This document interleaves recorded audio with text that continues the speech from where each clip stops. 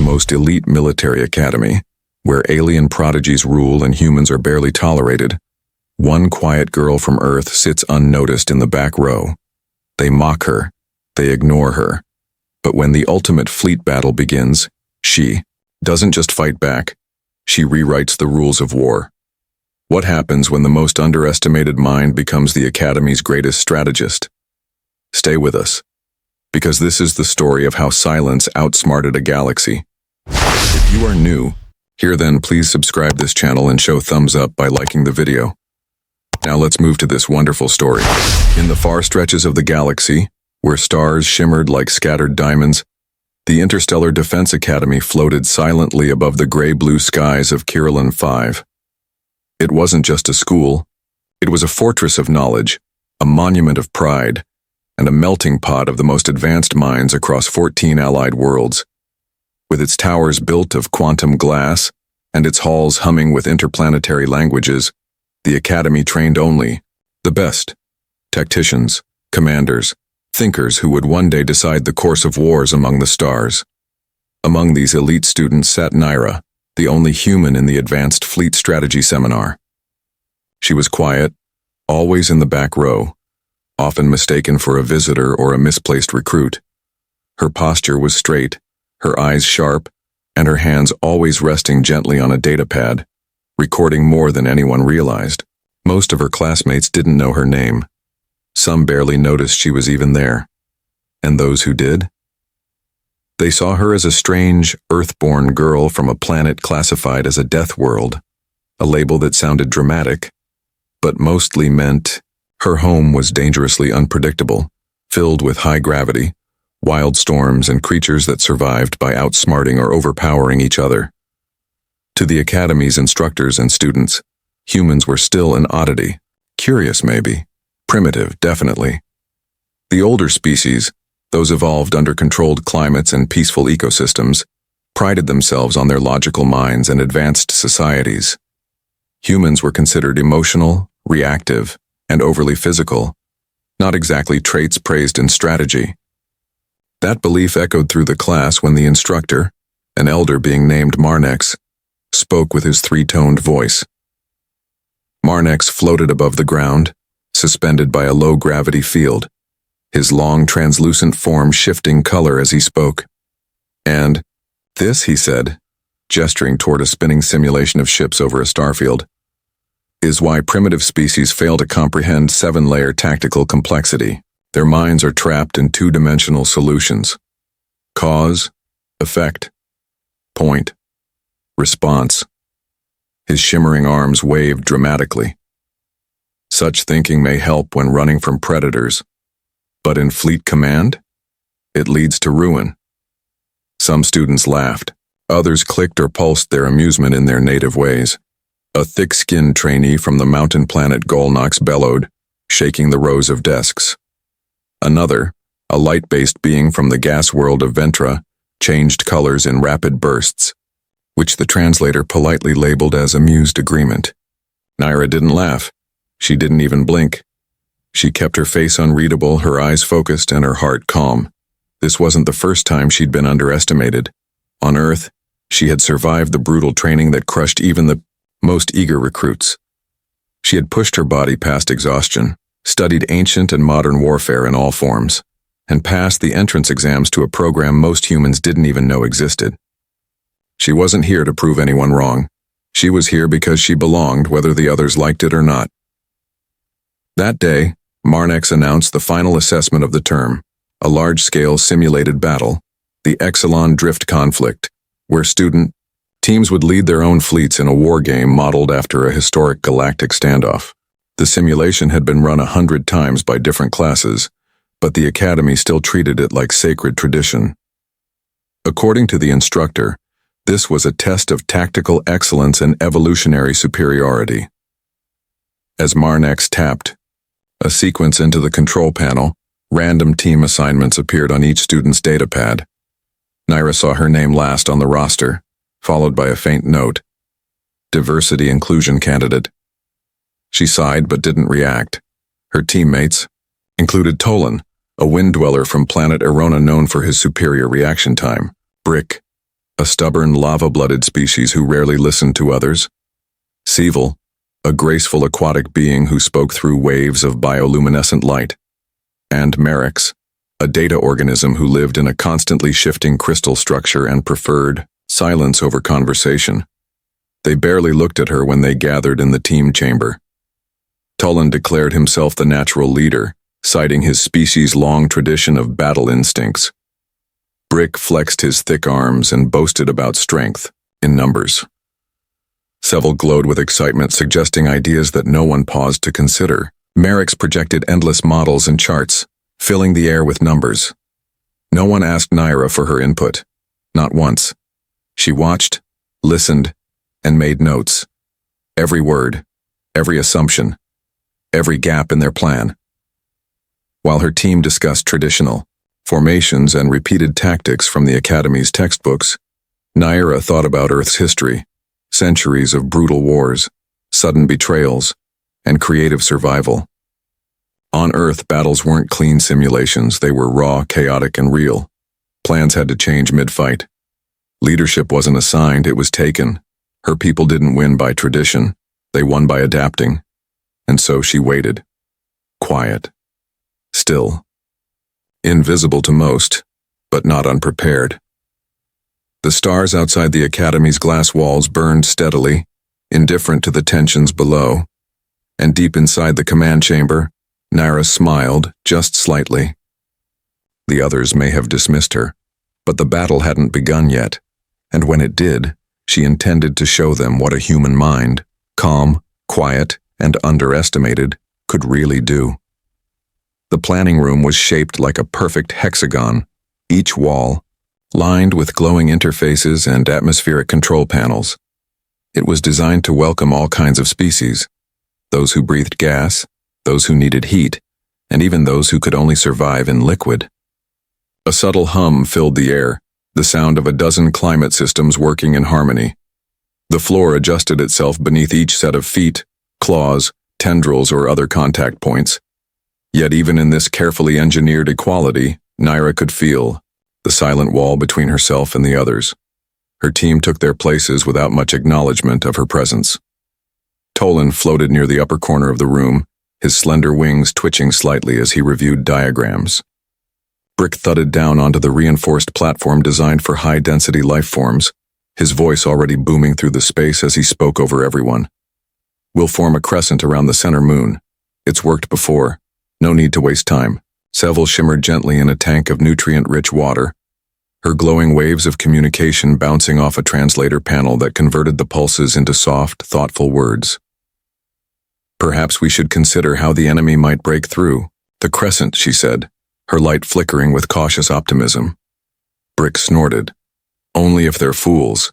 That formation crushes everything in front of it." At the back of the room, Merix unfolded silently from its crystal form, sending holographic maps and endless strings of calculations into the center of the room. The numbers rotated in mid-air, beautiful and cold.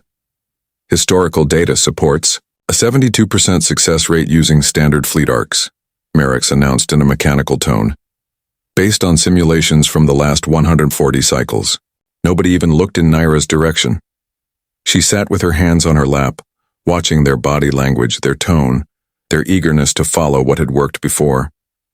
They didn't ask if she had thoughts. They didn't ask if she agreed. She wasn't part of their assumptions. She was just a footnote on their assignment sheet, one labeled with asterisks and quiet opinions. Tolan tapped a few controls and projected the enemy's starting fleet positions. "We can press them from the flanks, take them in a pincer. Once they try to retreat, we lock down their rear exit routes." Naira raised her hand. No one noticed. She cleared her throat. "What if we made it look like we were pressing from the flanks but instead set a trap in the rear corridor? Fake a retreat, draw them in deeper." Brick laughed. Not kindly. "On Earth, maybe that works when you're throwing spears. But here, in real strategy, we don't rely on tricks." Tolan gave her a polite but empty nod. "Thank you, Naira. But the crescent has historical value. It's dependable." Seval blinked her light patterns, but even her reply sounded uncertain. "It's important we all feel heard." Still, the success of traditional approaches is difficult to ignore. Naira said nothing more. She didn't argue. She didn't push. Instead, she let them continue with their plans. She watched as Brick and Tolan argued over the timing of the first wave. She listened as Merrick's adjusted their calculations to match textbook patterns, which had been used by every team for decades. And she waited. Later, when the meeting ended and the others floated, stomped, or drifted out of the room, Naira remained behind. Alone. She walked to the central console, her fingers moving quickly as she opened her personal account. The simulation parameters were available for individual study, one of the few rules in the academy that allowed silent minds to work in peace. She dug deep into the scenario's historical data. The Exelon drift conflict had been studied endlessly, but what no one seemed to notice was that every time it was simulated, every team relied on the same formations. No one ever challenged the original assumptions. No one looked at the weaknesses buried in the details. Naira ran her own models. She tested how a smaller, more mobile fleet could exploit the blind spots in a standard crescent formation. She studied ancient Earth tactics, ones that confused and frustrated enemies not because they were complex but because they were so unpredictable. She considered what it meant to be underestimated, what it meant to be the quiet one at the back, watching. Her plan began to form, not loud, not flashy, but built like a thread in a web, waiting for a tremor. Her mind wasn't filled with pride or anger. She wasn't trying to prove anyone wrong. But she knew something the others didn't. She knew that wars weren't always won by the strongest or the smartest. Sometimes, they were won by those who noticed the things others missed. And in that quiet moment, surrounded by the fading glow of unused strategies and arrogant decisions, Naira smiled to herself. She didn't need their approval. She didn't need their praise. All she needed was the battle, because when it began, her silence would be the loudest voice in the room. The simulation chamber was massive, like standing inside a hollow moon. Every wall shimmered with deep space projections, starfields swirling across the ceiling like a living sky. Across the room, teams of students took their places at individual command stations arranged in a circle around the central battle display. In the center of it all floated the main projector, already glowing with the outline of two virtual fleets. One was blue, one was red. Each team would control one side. Their mission: outthink, outmaneuver, and outlast their opponents in a simulated recreation of the historic Exelon drift battle. It was the final test. The exam that separated thinkers from leaders. Naira sat silently at her team's station. Around her, the others were already speaking quickly. Tolan was issuing orders with full confidence, his feathered form swaying as he pointed toward the curved formation they had all agreed on. Brick grunted in agreement, cracking his knuckles, and pounding the console as he locked in the frontline ship positions. Seville blinked gently, inputting support routes. Merrick's floated behind them all, adjusting the speed of ship clusters and muttering probability numbers like a machine stuck on repeat. Naira tapped her screen softly, accessing the simulation's control interface. She had spent hours studying it. While others were memorizing predictable patterns, she had been digging into the system's deepest layers, the tools few ever used. The scenario rules allowed for individual tactical overrides. If timed correctly, they could shift the tide of a battle in small but meaningful ways. Naira wasn't planning to break any rules. She simply planned to use the ones no one else bothered to look at. As the countdown reached 0, both fleets came to life. Lights blinked, engines flared, and the cold voice of the simulation system announced, "Engagement begins, Tactical Phase 1. Their fleet under Tolan's lead advanced in the wide arc they had practiced. On the surface, it looked coordinated, smooth, professional. But Naira already saw the cracks. The formation was slow. It responded poorly to sudden changes. It relied too heavily on predictions. If the enemy made one unexpected move, the whole plan would falter, and that's exactly what happened. The opposing team, led by a group of students from the aquatic and light-based species, did something strange.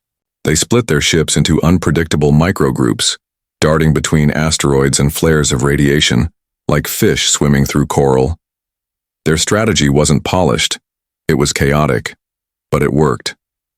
They broke through the first line of defense before Talon could adjust. "Redirect the center ships," he shouted, flapping his wings in frustration. "Seal the left gap." "It's too late," Merrick said, its tone flat. Loss probability rising.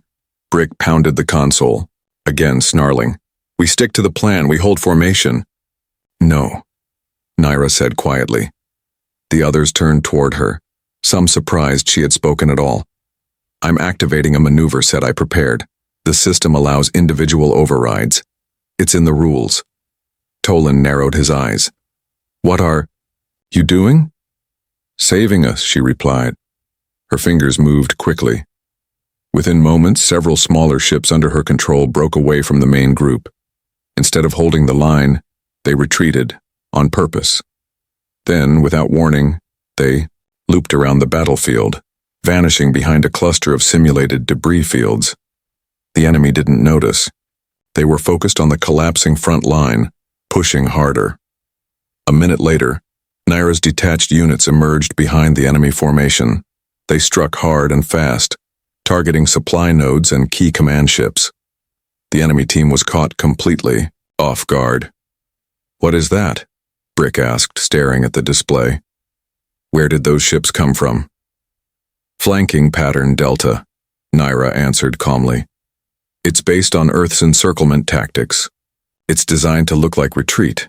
Tolan was speechless. Even Merrick's paused, processing the shift in numbers. "Success probability has flipped.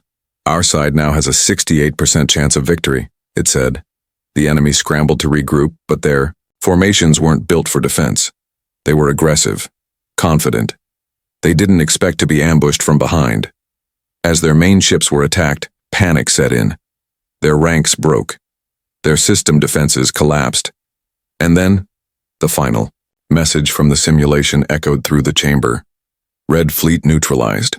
Victory. Blue Team." Silence followed. For a full 10 seconds, no one moved. Then murmurs began. Across the room, other teams looked up from their stations. Even instructors leaned forward. The victory had been unexpected. The maneuver hadn't come from the team's plan. It had come from Naira. Marnex floated down from his observation perch, his translucent body shimmering with unreadable emotion. "Whose command directed the independent strike?" "I did," Naira said, her voice even. "You acted alone. I acted within the rules." He paused, then nodded slowly. "Your tactics, they were not standard." "No," she said. "They were human." He looked at her for a moment longer, then turned away without a word.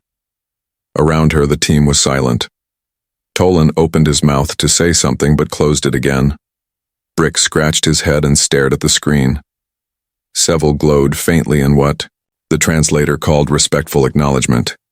Naira didn't smile. She didn't need to. The results spoke for themselves. While the others had played by the book, she had rewritten the story. The simulation room slowly returned to normal as the lights dimmed and the battle projection faded from the air. The faint hum of the energy walls grew softer.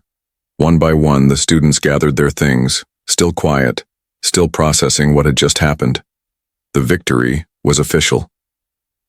The report had already been logged in the academy system. Blue Team, Naira's team, had won, not through power, not through tradition, but through a maneuver that none of them had seen coming. Naira stood up from her station, calm as ever. She didn't celebrate. She didn't brag. She simply gathered her datapad and placed it under her arm. Around her, the others watched her in a different way now. Tolan, who had barely looked at her before, now stared with his wings folded tight. His usual confidence had softened into something closer to respect. He stepped toward her slowly, as if unsure how to begin. "You saw it before the rest of us," he said, his voice quieter than usual. "I saw what you didn't expect," Naira replied. "That's all?" "No," he said. "You saw more than that. You knew they'd fall for it. That retreat move. I thought we were done. Naira didn't answer right away. She didn't need to. Her silence had already spoken louder than any speech. She had shown them in the clearest way possible that being overlooked didn't mean being wrong. It just meant being patient. Brick grunted from behind his console, his heavy arms crossed. I don't like being wrong, he muttered. But I like losing even less. You were right. That trick with the debris field caught them clean. Thank you, Naira said, meeting his eyes. Even Seville, floating peacefully in her water chamber, blinked softly in a rhythm the translator described as approval. Your timing was precise, she said. Beautiful in a way. A strike like that. We study it now, yes? Naira nodded. It's not just about ships or numbers. It's about what the other side doesn't think you'll do. On Earth, wars didn't follow a script. We had to be flexible, fast. Sometimes the only way to win was to let the other side think they already had. Behind them, the observation. Chamber door opened and Marnex floated in with several other instructors. Their expressions were difficult to read, some curious, some clearly unsettled. Marnex hovered closer, his form pulsing with dull light. You changed the pattern, he said slowly. The scenario has been run hundreds of times, never once with that outcome. That's because everyone kept following the same instructions, Naira replied. They played it safe. And you did not. I saw an opportunity. I took it. Marnex made a sound deep in his vocal chamber. It wasn't laughter exactly, but it wasn't disapproval either. More like a sigh wrapped in thought. Perhaps we have underestimated your species. Naira shrugged slightly. You wouldn't be the first. He tilted his head. And yet, you didn't correct us, not once, even when mocked. I wasn't here to argue, she said. I was here to learn, and to win. For a moment, no one spoke. Then Marnex turned to the other instructors and gave a simple nod. They left without another word, leaving the team alone once more. As they walked out of the chamber, the hallway outside buzzed with low conversation. News had spread. Students from other teams glanced at Naira as she passed. Some nodded. Others whispered. A few stared openly, their expressions full of questions they didn't know how to ask. It didn't bother her. She'd been stared at before. Growing up on Earth meant being different in every room she entered. This was no different. Outside, the stars above Kirilin 5 twinkled in the same quiet way they always had. Ships passed, slowly overhead, glowing trails marking their paths across the sky. Naira stepped into the academy's main courtyard and looked up. The air was calm, the night still, but something inside her felt different now. She had come to this academy knowing what people thought of humans, that they were too emotional, too chaotic, too rough around the edges. She hadn't fought back against that belief with speeches or anger. She had waited, watched, learned. And when the moment came, she let her actions speak louder than all their assumptions. Behind her, Tolan caught up. He walked beside her for a few steps before speaking again. You'll lead your own fleet one day. I'd follow it. Naira smiled, just a little. Maybe, she said, but not because someone tells me I can, because I know I will. They stopped at the edge of the walkway where the academy tower rose like a spear of light into the sky. The motto etched into the stone above them glowed faintly. Strength through evolution. It felt more honest now, like the words finally meant something. Naira didn't need a medal. She didn't need applause. What she'd earned was deeper than that. In silence, in strategy, in calm resistance, she had earned something greater. She had earned their respect.